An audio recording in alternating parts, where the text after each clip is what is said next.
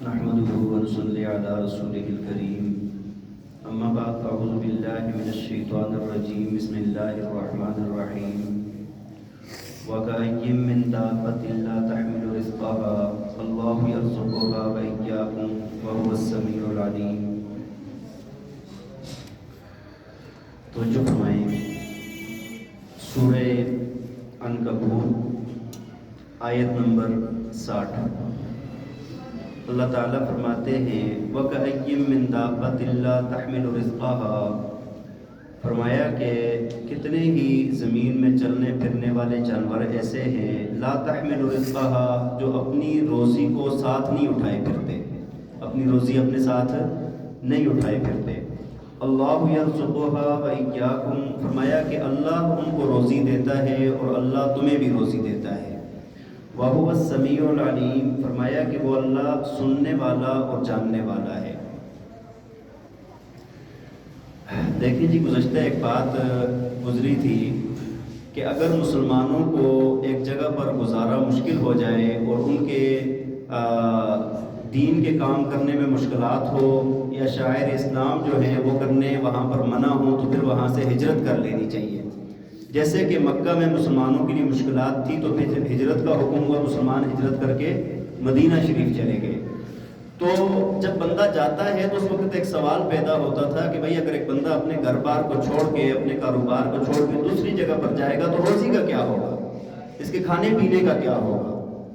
تو اس کا اللہ تعالیٰ نے فرمایا کہ وَكَأَيٍّ مِّن دَابَّةٍ لَّا تَحْمِلُ رِزْقَهَا، فرمایا کہ کتنے ہی جاندار ایسے ہیں کہ جو زمین میں چلتے پھرتے ہیں لیکن روزی جمع نہیں کرتے. اللہ ان کو بھی روزی دے رہا ہے، اللہ تمہیں بھی روزی دے گا.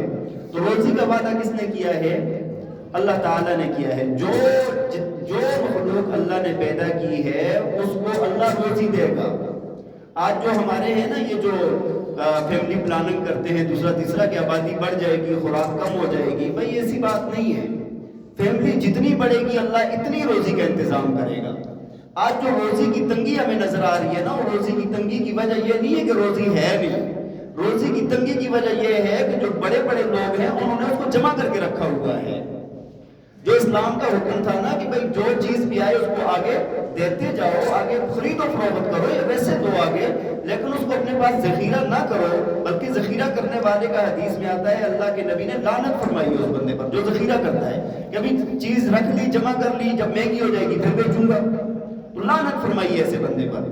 اور اس بندے سے اللہ کے نبی بہت خوش ہوئے ہیں کہ جو منڈیوں میں جاتا ہے سارا سودا نکال کے بیچتا ہے نکالتا ہے، ہاں تاکہ لوگوں کو آسانی ہو، اس کے لیے رحمت کی دعا ہے. تو میں آپ کو یہ عرض کر رہا ہوں کہ جتنا بھی آج سوچ ہے نا لوگوں کی کہ یار روزی کدھر سے کھائیں گے بچے کیا ہوگا، یہ ہماری اپنی بناوٹی سوچ ہے، اسی کی وجہ سے ہم مشکلات میں ہیں. بات سمجھ آ رہی ہے کہ نہیں؟ اور دوسرا یہ آیات جب نازل ہوئی ہیں اس وقت ایک واقعہ بھی پیش آیا ہے کہ حضور نبی پاک صلی اللہ علیہ وسلم اور ساتھ حضرت عبداللہ بن عمر رضی اللہ تعالیٰ عنہما آپ کے ساتھ تھے اور آپ ایک باغ میں تشریف لے گئے. تو آپ صلی اللہ علیہ وسلم وہاں سے کھجوریں توڑ کے کھانے لگے. تو ان کو آپ صلی اللہ علیہ وسلم نے فرمایا کہ آپ بھی کھائیں، یہ نہیں کھا رہے تو کہا آپ بھی کھائیں. انہوں نے کہا یا رسول اللہ میری تو طبیعت نہیں ہے، مطلب میرا پیٹ بھرا ہوا ہے میں نہیں کھانا. تو آپ صلی اللہ علیہ وسلم نے فرمایا بھائی میرا دل تو کر رہا ہے، میں نے 4 دنوں کے بعد آج کھا رہا ہوں. کتنے دنوں کے بعد؟ 4 دنوں کے بعد آج کھانا کھا رہا ہوں. اور ساتھ ہی فرمایا کہ عبداللہ یہ بات نہیں ہے کہ میں اللہ سے مانگوں اللہ تعالیٰ مجھے کیسر و کسرا جیسی دولت عطا فرما سکتے ہیں، خوب یشو والی خوب کھانے پینے والی، لیکن میرا دل یہ چاہتا ہے کہ میں ایک وقت بھوکا رہوں اور صبر کروں اور دوسرے وقت میں کھاؤں پیٹ بھر کے اور اللہ کا شکر ادا کروں. اس وجہ سے میں اسی کے اندر میری رضا ہے. اور فرمایا کہ اس وقت لوگوں کا کیا ہوگا کہ جب لوگ پورے سال کا راشن جمع کر کے رکھیں گے. نبی علیہ السلام نے تعجب فرمایا اس وقت لوگوں کا کیا ہوگا. ٹھیک ہے جی، اور آج کوئی چل رہا ہے، بات سمجھ آ رہی ہے کہ نہیں؟ تو نبی پاک صلی اللہ علیہ وسلم تو یہاں تک ایک دن سے دوسرے دن کبھی گھر میں نہیں رہا. ایک آج کا ہے بس ٹھیک ہے اگلے کا چلے گا. اور ساتھ اللہ کے پاک پیغمبر نے فرمایا، غالباً جامع ترمذی کی روایت ہے کہ اگر لوگ اللہ کی ذات پر توکل کرنا شروع کر دیں، ایسا توکل کہ جیسے پرندے اللہ کی ذات پر توکل کرتے ہیں، تو اللہ تعالیٰ کو ایسی روزی عطا فرمائے جس طرح پرندوں کو عطا فرماتے ہیں.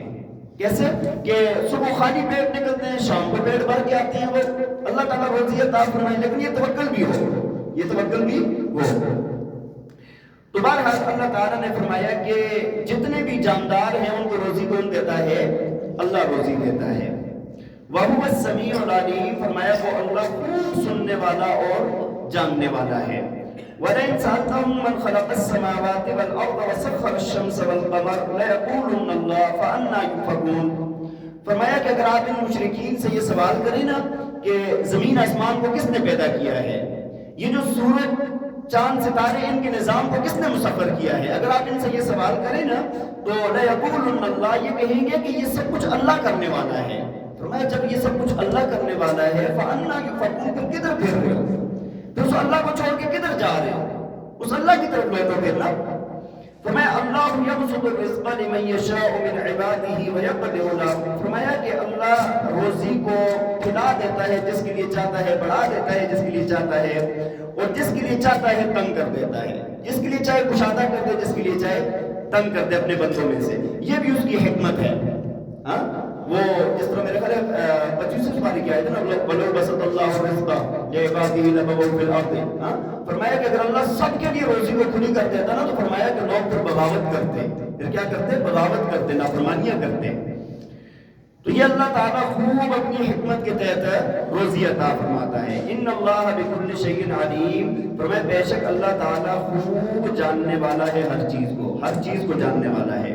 وَلَئِن سَأَلْتَهُم مَّن نَّزَّلَ مِنَ السَّمَاءِ مَاءً، فرمایا کہ اگر آپ ان سے یہ سوال کریں کہ آسمانوں سے پانی کون نازل کرتا ہے، فَأَحْيَا بِهِ الْأَرْضَ مِن بَعْدِ مَوْتِهَا، کہ جس کے ذریعے سے زمین کے مردہ ہونے کے بعد دوبارہ اس کو زندگی ملتی ہے، دوبارہ وہ زندہ ہوتی ہے۔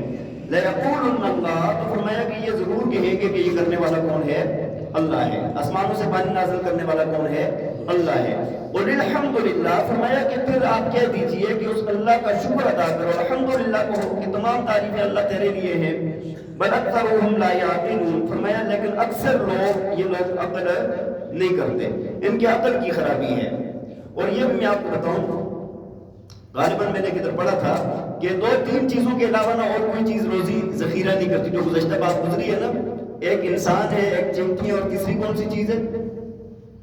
ایک چیز اور کوئی تھی، 3 تھی میرا خیال ہے، کہ یہی روزی ذخیرہ کرنے کے چکر میں ہوتے ہیں، اور کوئی چیز ذخیرہ نہیں کرتی۔ اور انسانوں میں سب سے پہلے یہ جو ذخیرہ ہے نا، یہ کرنا یہ یہودیوں نے شروع کیا ہے، سب سے پہلے کس نے کیا ہے؟ اور تمام دنیا میں پھر یہی بات پھیل گئی، بھائی روزی جمع کر کے رکھو، نہیں تو مر جاؤ گے، بھوکے رہ جاؤ گے، ایسی بات نہیں ہے۔ اور اللہ جس کو چاہتا ہے روزی عطا فرماتا ہے۔ بعض لوگ یہ سوچتے ہیں کہ ہم بہت زیادہ محنت کریں گے، ہماری ایسی چاہت ہوگی تو روزی ملے گی، ایسی بات نہیں ہے، بلکہ اللہ اوپر سے فیصلے آتے ہیں نا، اوپر سے فیصلے آتے ہیں، جس کے لیے اللہ فیصلہ فرماتا ہے اس کو محنت کرتا ہے، اللہ اس کو روزی عطا فرماتا ہے۔ اوپر سے فیصلہ نہ ہو، نیچے بہت زیادہ محنت کرنا ہوتا ہے، لیکن روزی وَفِي السَّمَاءِ رِزْقُكُمْ وَمَا تُوعَدُونَ، کہ آسمانوں سے تمہاری روزی کا فیصلہ ہوتا ہے۔